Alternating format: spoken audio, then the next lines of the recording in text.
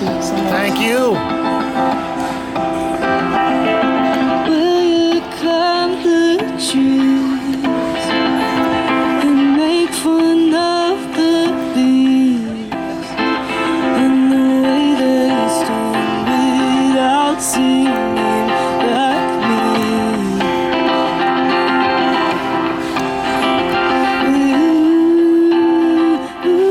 Ooh, I'm feeling you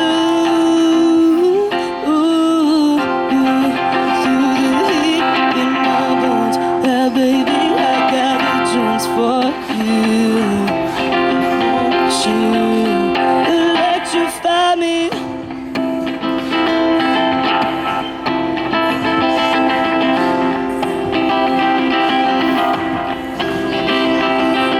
Will you take me on? Distinct me from the crowd. Welcome back, friends. It is I, James Kalm, your half-assed report of the guy on the bike. And we are on the east end of the East Village, and we're going to try to take in a show or two. We're going to start out here at Karma.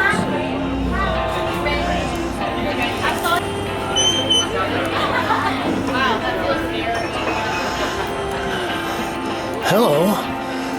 And we're going to take a look at a show I've been dying to get in and see. Painting in New York, 1971 to 83. Okay, we'll take a little sweep of the gallery.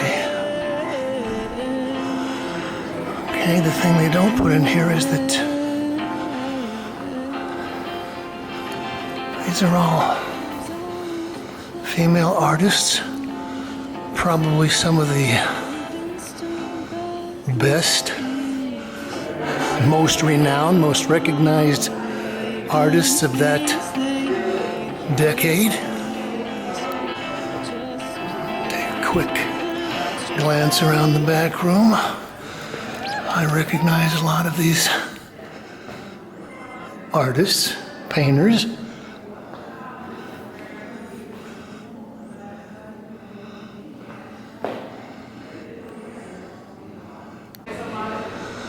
Well, we saw the Joan Semmel in the front window. That was 1973. And I seem to believe that Joan was having some kind of major retrospective someplace, and it's got to be, I don't know, maybe her mid-80s by now. This is Jenny Snyder.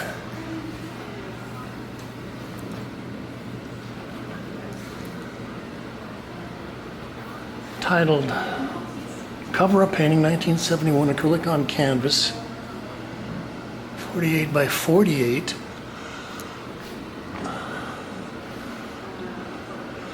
Oh, this is interesting because I see a relationship between this and what was going to evolve, I guess, about 1977 into pattern decorative painting, an entire movement.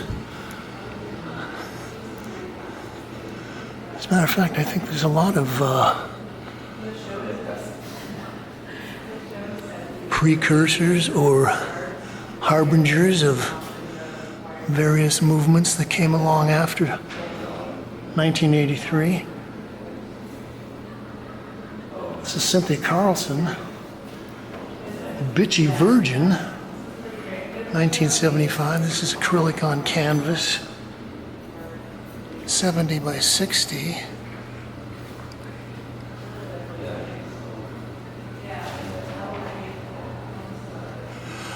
Actually, okay, I've often had my reservations about acrylic paint, especially chunky acrylic paint, but well, this is holding up wonderfully, and there is a certain kind of nice patina that's gotten, with the age.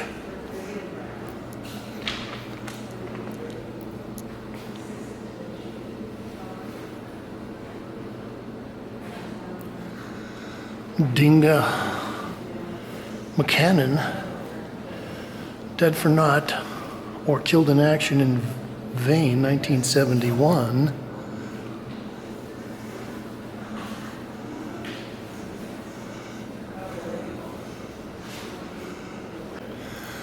Kind of puts me in mind of a Romare Bearden, maybe crossed with a Benny Andrews.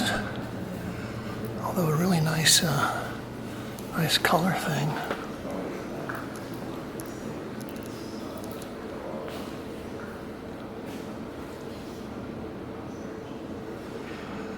This is Betty Blayton. Hard edge number 9. Form fractured movement 1972. Oil on canvas. So they're saying this is curated by Ivy Shapiro. And,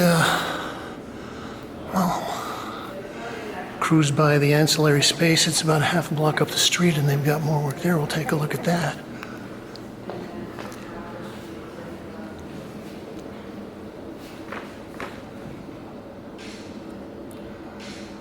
Pat Steer. Night Chance Series, number 1. Beauty Way for JB, 1973. Oil and pencil on canvas, 84 by 84. Well, as I was saying, a lot of these are some of the most recognized painters of the decade that they're talking about here. And I just got a notice that Pat Steer has been picked up by Hauser and Wirth and is going to be having a major show there. We'll try to get over and cover that later in the month. I remember seeing these kinds of Pat Steer paintings when I first got to New York.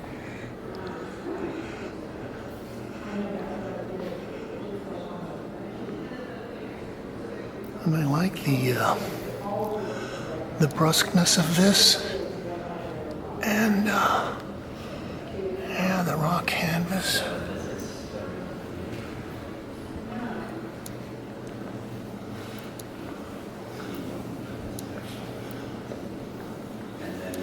Of course, Susan Rothenberg. It's a little bigger. 1982, oil on canvas, 39.5 by 50.5. Well, I'd been paying attention to Susan Rothenberg's work even before I got to New York. She was a kind of an art world superstar. There was kind of a, well, at least for me, a shocking conversion that she went through, I guess maybe in the late 70s, early 80s. A lot of her very famous horse paintings had been done in flasha or acrylic on canvas, and at some point she decided she was going to start painting in oil. And I was kind of shocked. It was like some article that came out. It's like, oh yeah, gee, you've been painting in oil for 6 months, and it's like, I guess I've become a master oil painter now. But she was pretty good. She was had her technical chops.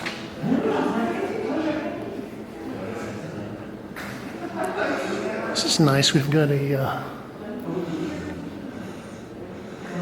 the sculpture with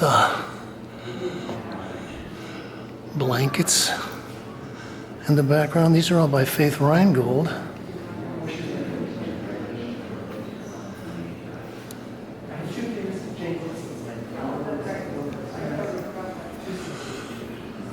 This piece is called Windows of the Wedding, number 5, Women and Children, 1974.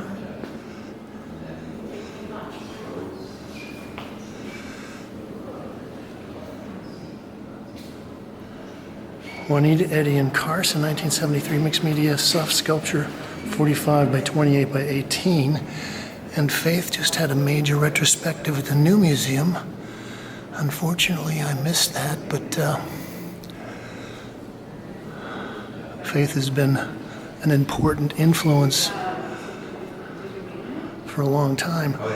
I actually got to know her a little bit. She used to shop at Utrecht, and I would make deliveries to her studio. I think it was somewhere up around, 116th Street, up near the Cathedral of St. John the Divine.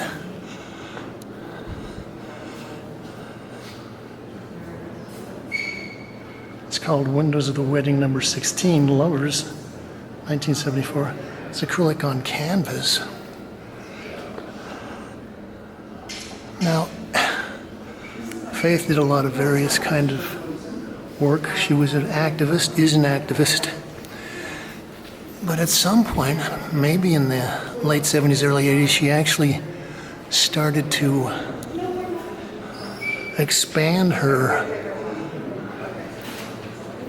practice into doing quilts. And then the quilts became very narrative and very wonderful, very popular. And next thing I know, she's getting on the cover of all the art magazines and being included in the major museum shows. Okay, here is one of our very favorite painters of any gender. This is Elizabeth Murray, Table Turning, 1982 to 83. Oil on canvas in 2 parts.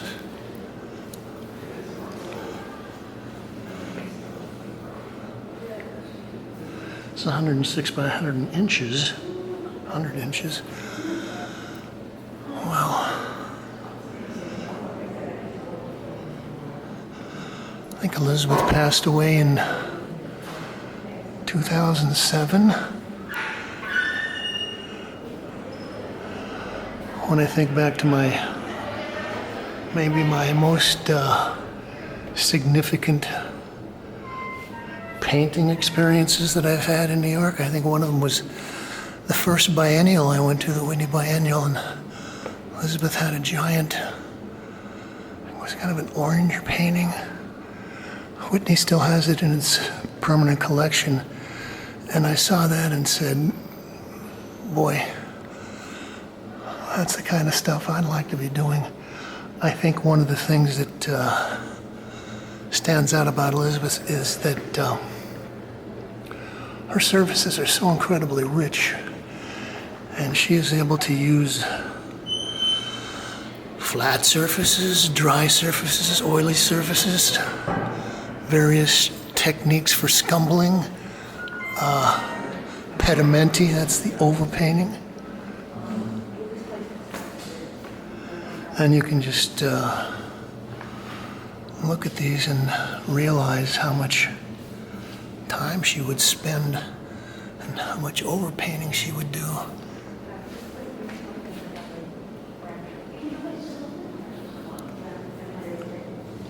I think the other thing that's great is that in certain ways Elizabeth was a cubist, and if you take the time to analyze the composition, think about the composition, suss out the composition, you can kind of see a cup of coffee sitting on a table. There's the table legs, probably a plate that's getting ready to slip off there.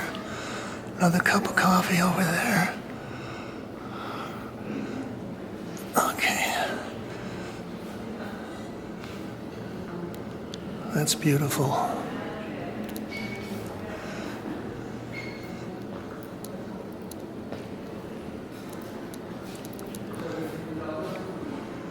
This is Ree Morton. Regional piece, 1976, oil and wood in enamel on Scholastic in 2 parts.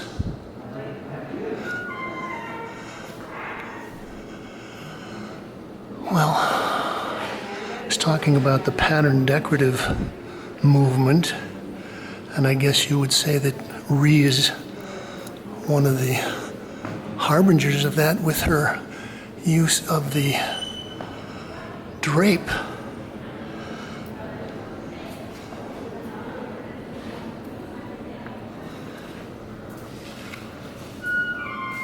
Okay, so this is oil.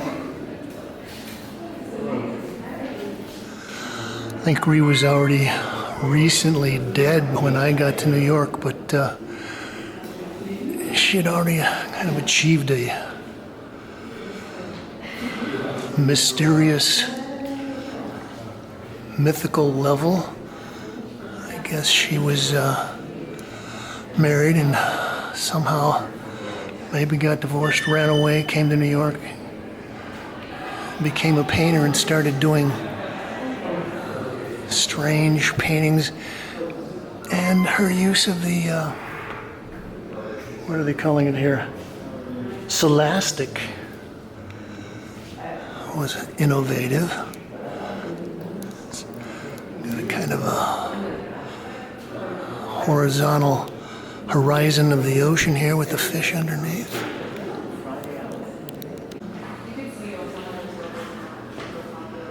This is Vivian Browne, assistant to the chief, circa 1973, acrylic on canvas.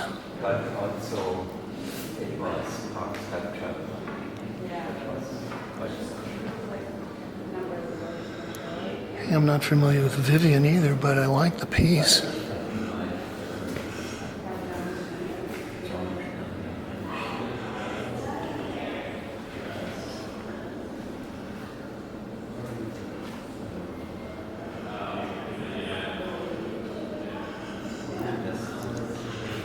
Again, it's nice to see how these acrylics hold up over 40, 50 years.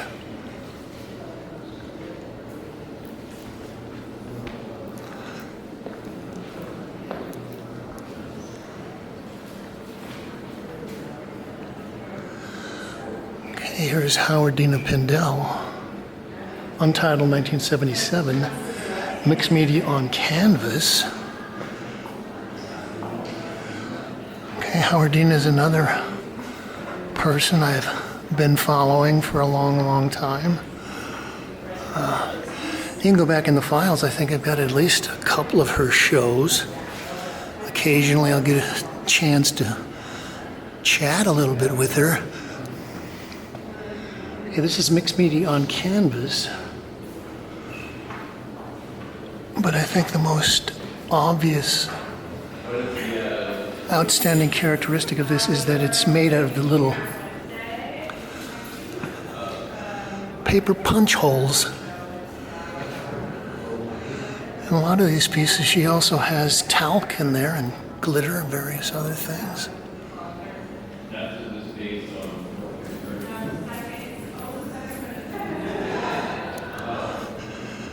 I think it's kind of fun to look at some of these things where she'll stick in the dots and then she'll actually paint dots in there alongside, and you'll have to kind of think about it. Gee, which one of these is that? Is that just a collage dot or is that a paint dot?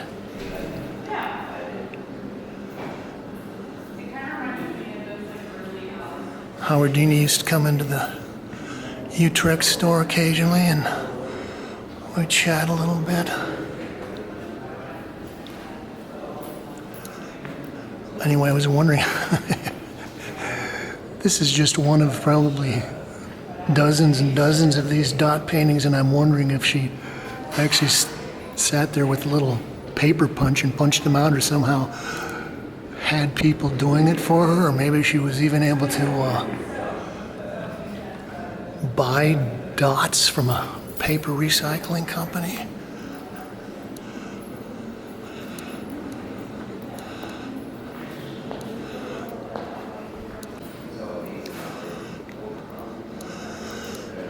Another one of our favorites. Mary Heilman, 1972.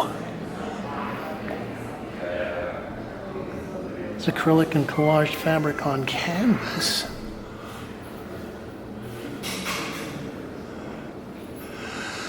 Well, I think we recorded a tour of Mary's show over in Chelsea. What's it, 303 Gallery? Could be. Some of her small paintings from the seashore. I think this is an example of one of the things I like about her work is that there's a certain kind of a process. There's a procedural way that she makes the paintings. So she's got her red rectangle in there, and then she goes in and scratches in her little, I got 1, 2, 3, 4, 8-sectioned rectangle, and then she goes and sticks in these stretches of fabric.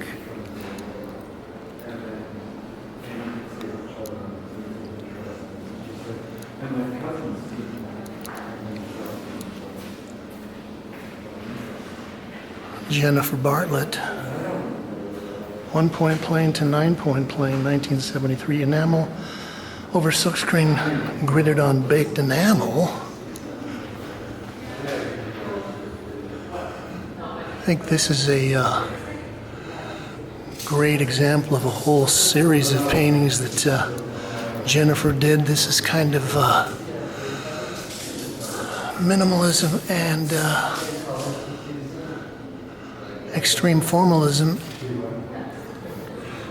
and you could probably mathematically plot these out with the red squares and the red dots and the black dots.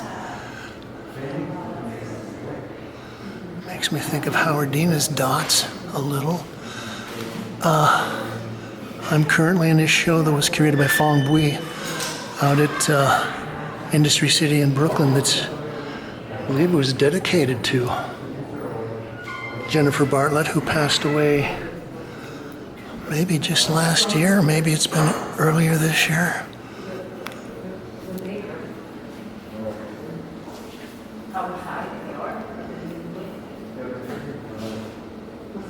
This is Lois Lane.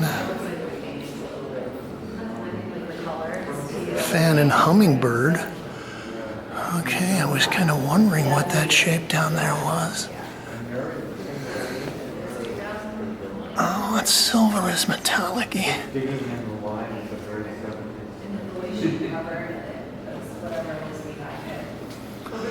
Oil and graphite.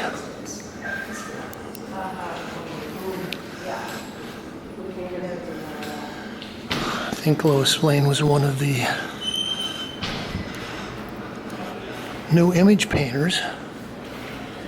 I think it was maybe Richard Armstrong curated a show at the,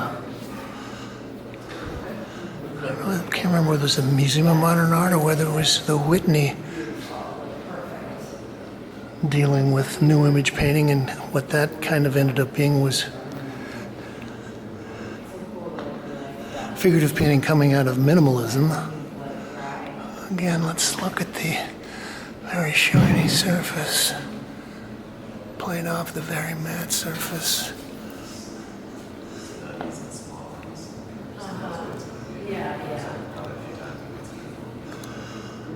I like these fine scraped in lines. Well, maybe that's colored pencil.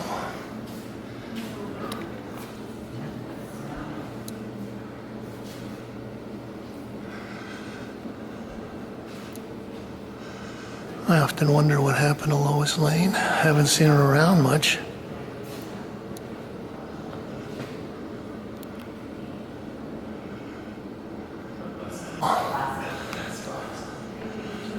Okay, let's go in the back room. And we've got a couple of pieces by Jane Kaplowitz from 1973.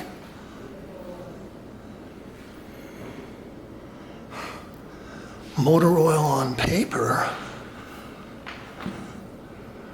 I wouldn't think that would be very good archivally, but looks like it's holding up.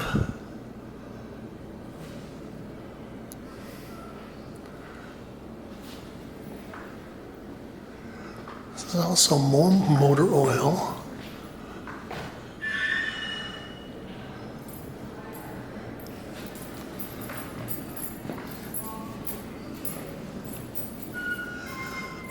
Gosh, I wonder if that's Pennzoil. STP.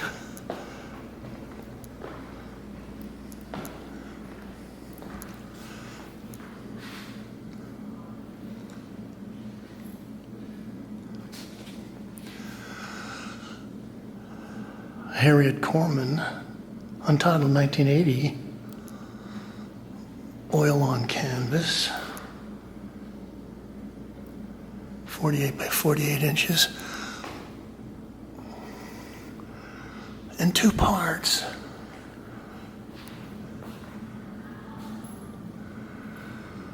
Well, I think we've got a Harriet Korman show that we recorded about, I don't know, 8 months ago. Her latest batch of work.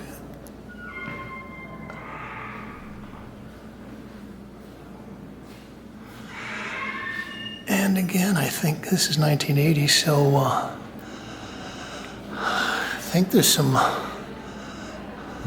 echoes of the pattern decorative painters.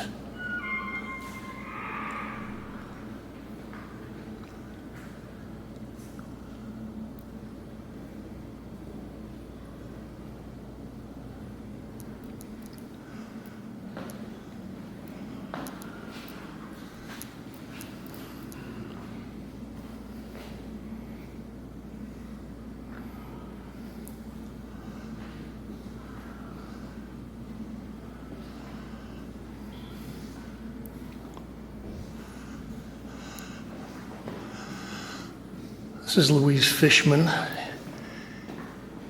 ECCOLO 1979, 60 by 48.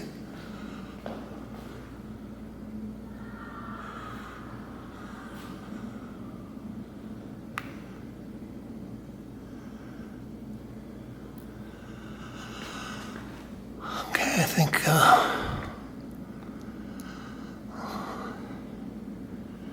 Louisa just passed away maybe 3 or 4 months ago.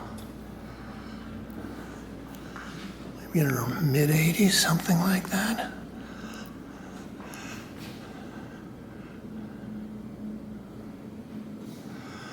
It's interesting to see because normally Louisa left a lot of raw canvas, but this is pretty congested. This is got a lot of paint on there. Actually kind of makes me think a little bit of John Walker, pretty well-known painter.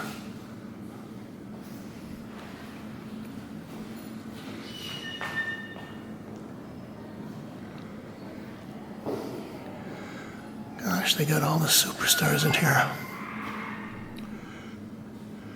This is Suzan Frecon, Untitled Red Painting Continuation, Form and Color, 1980s.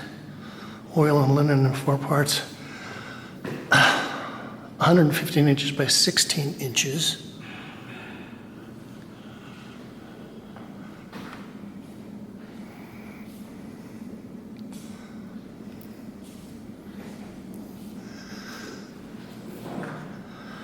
Okay, so I'm just briefly looking at this, and I'm noticing one of the things is that this top panel is smaller than the other panels, or maybe a third less than the rest of them. I think Also, it's not readily apparent, but Suzan is a master of her color and her mixing of pigments. A lot of this is made on the palette with her own special formulas. Okay, and if you look at the edge, you can see a lot of time and concentration has been spent on working, reworking, rubbing stuff in.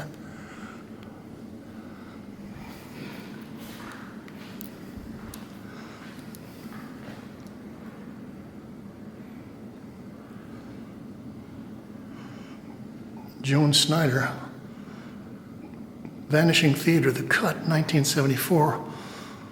Oil, acrylic paper mache, thread, fake fur, paper, chicken wire on canvas, 60 by 120 inches. Okay, so that's basically 5 by 10 feet.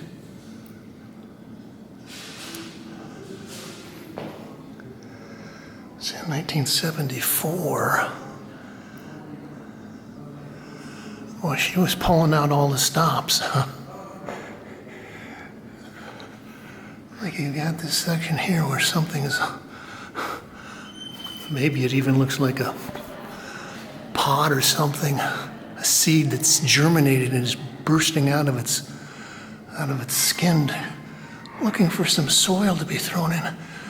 Okay, part 1, Lament with Words, part 2, Vanishing Theater, part 3, Take Your Clothes Off, Lady, and Let's See Who You Really Are.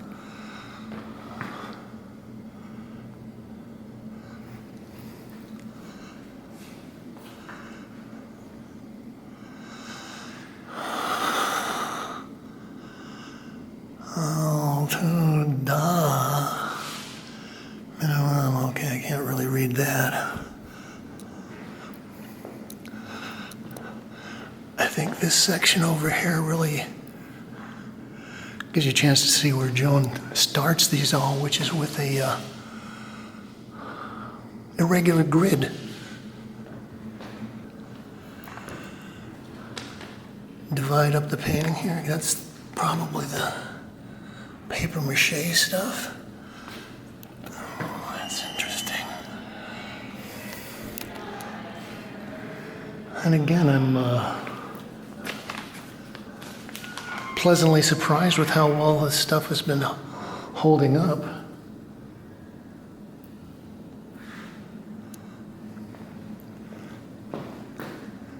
Cynthia Hawkins, Blue Words, 1976. Oil on canvas, 46 by 46.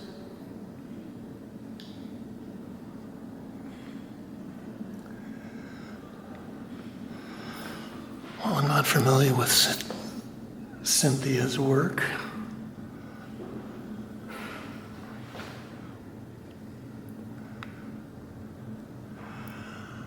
I'm thinking that there could be some oil stick in there as well.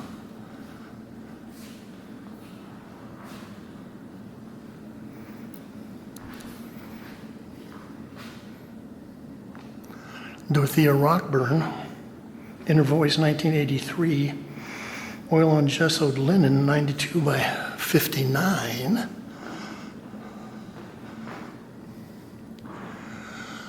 It's also another curious piece to see. A lot of Dorothea's work is on paper, and it's folded paper. And so it's nice to see how her ideas have translated into stretch canvases. Okay, so 1983, she would have been able to see some of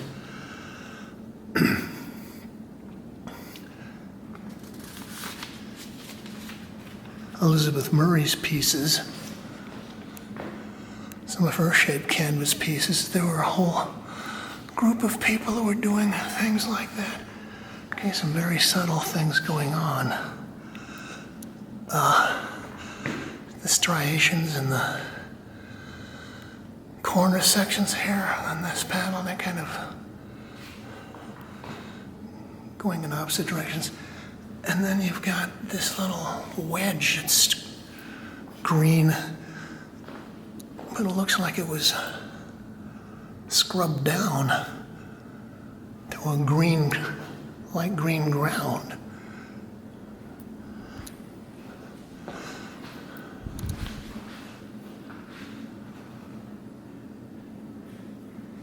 Helen Marden,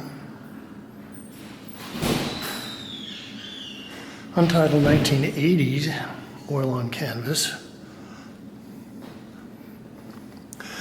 Well, one of the reasons I found this show interesting, and it's been a whole series of shows over the last 2 or 3 years featuring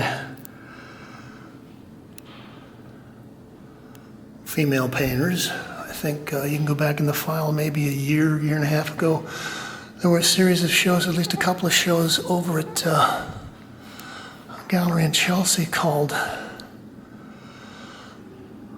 Beyond 9th Street, which was all featuring, I guess there were 2 shows initially. It was the gestural abstract painters. Some of them are in this show. And then there was another show that was the geometrical painters. Okay. Ida Appleberg, I Feel Sorry for You, Ink and Rollex on Vellum, 1980. And this is I Pretend to Know, 1979. Ink and Rollex on Vellum. These are both 48 by 50 inches.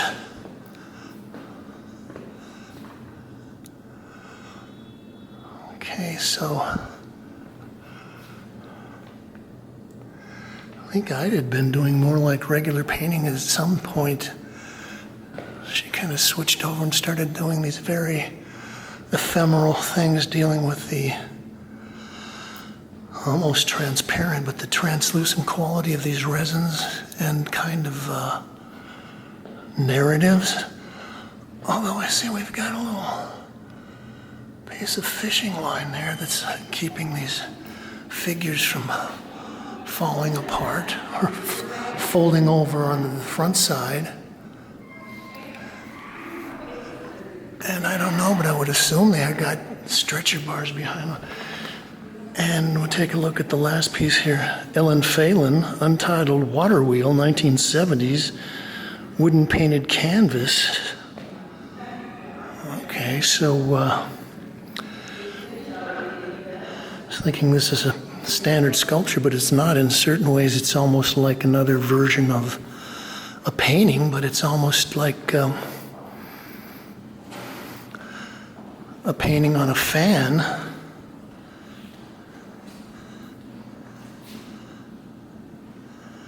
Okay, I think the fact that it's painted on the front and back does put it into more of a sculptural realm.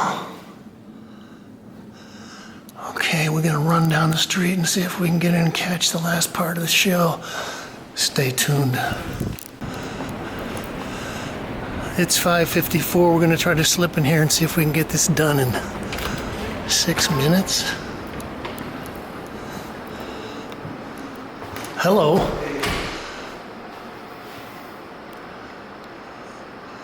That looks like a Martha Diamond painting.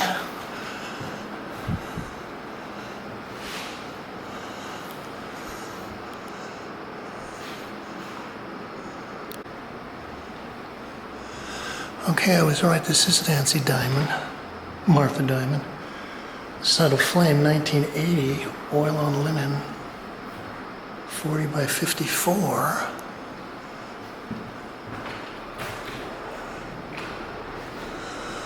Okay, notice the crackle.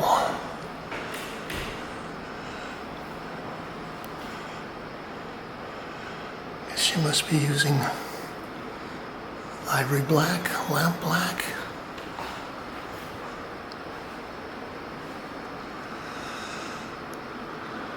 Martha was recently in a show I curated about the artists on the Bowery, and Martha showed up.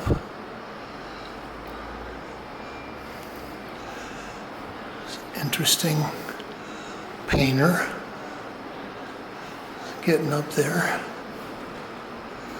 It kind of makes me think of Philip Guston a little bit.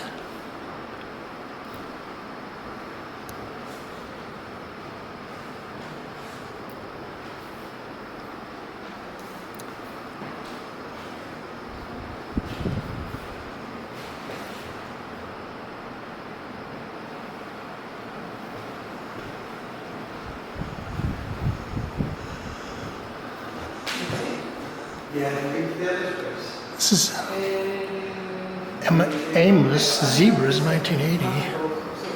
But that was in the 6 or will they stay overlater? You might be able to get in just quickly for a chance. Is this on this block or on the next Yeah, block? yeah, it's like 3 or 4 doors down on the left. Thanks.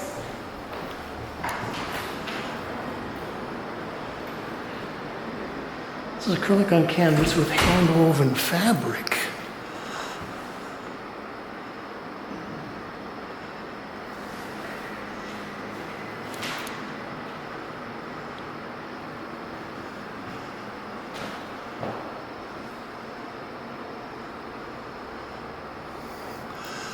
I like this. Yeah, these collage elements are nice.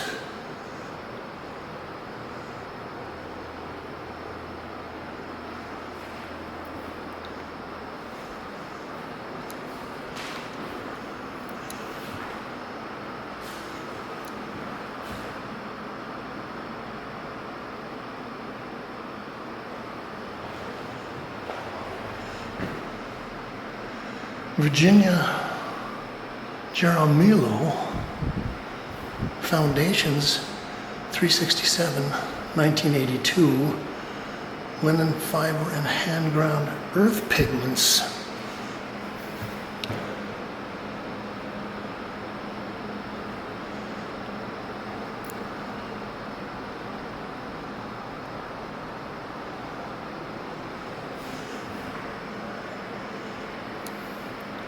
It's very subtle. Okay, so this is 1982.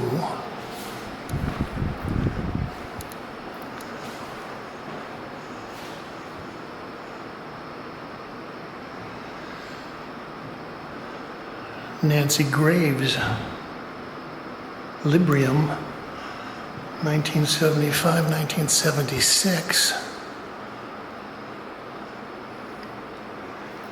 Well, Nancy was also a very well respected, well recognized, well represented artist. And I seem to remember that when I got to town, she was doing a lot of sculpture. A lot of it was based on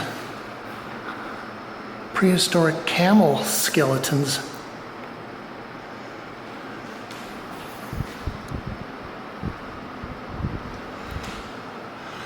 But again, you can see that there's a kind of verging towards the decorative, the pattern aspect of things. So I'm looking at some of these and thinking that, gosh, these look like maps. Maybe some kind of satellite map that you might use if you were plotting an archaeological dig somewhere.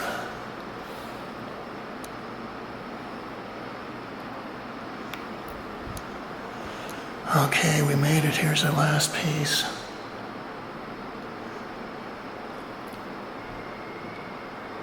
Sylvia Plimack Mangold, untied in 1972, acrylic on board. Well, Sylvia and her husband Robert were also in the Bowery show. I'm not sure if they still live on the Bowery, but they lived there for many years. I was going to say, I guess that could be a floor in the Bowery, although it looks more like something out in the country someplace. Okay, that's acrylic on board.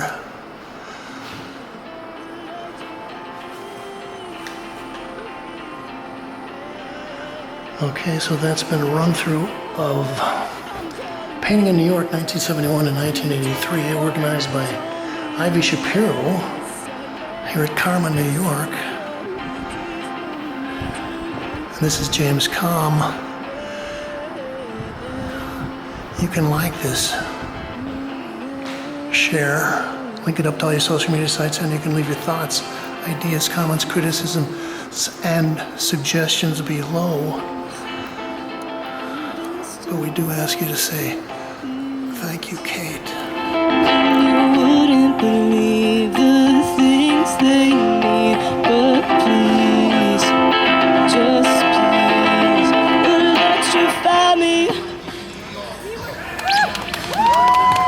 What's your name? Zara. Sarah. Thank you, Sarah. Thank you so much. What's your name? James Kalm. James Kalm.